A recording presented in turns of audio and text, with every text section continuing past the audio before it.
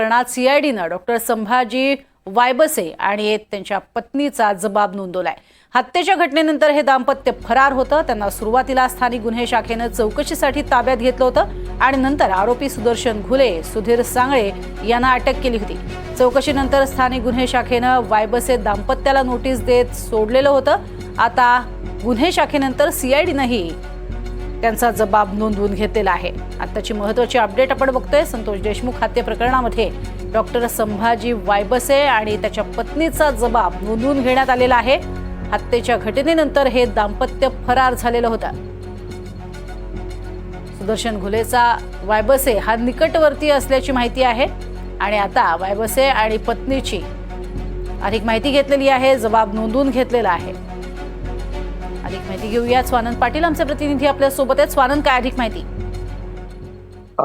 वायबसे दाम्पत्य जे आहे याला आधी जे स्थानिक गुन्हे शाखेने ताब्यात घेतलं होतं आणि त्यानंतरच सुधीर सांगळे आणि सुदर्शन घुले यांचा पत्ता पोलिसांना लागला होता। त्यानंतर या दोघांना अटकही करण्यात आली होती आणि आता त्याच अनुषंगाने जे आहे ते सीआयडीने जो दाम्पत्य हे आहे वायबसे दाम्पत्य डॉक्टर संभाजी वायबसे आणि सुरेखा वायबसे यांचा जबाब जो आहे आता नोंदवला आहे आणि हा जबाब जो आहे या प्रकरणातला एक महत्वाचा मुद्दा ठरू शकतो, कारण या दाम्पत्याला ताब्यात घेतल्यानंतरच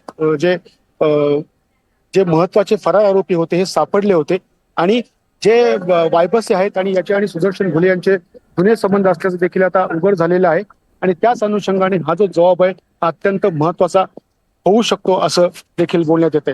प्रज्ञा, नक्कीच। मात्र या दोघांचा दाम्पत्याची चौकशी झालेली आहे। दोघांचा नेमका या संपूर्ण प्रकरणाशी कसा संबंध आहे, कशा पद्धतीने त्यांनी घुलेला मदत केली होती, याबद्दल काही उलगडा होऊ शकला, काही माहिती मिळू शकली आहे का? सुदर्शन घुले आणि वायबसे जे आहेत त्यांचे आर्थिक व्यवहार होते आणि तसंच वायबसे हे जे आहेत हे जे ऊसतोड कामगारांचे हे होते त्या अनुषंगाने त्यांची चौकशी करण्यात आली होती आणि हे मुकादम असल्या कारणामुळे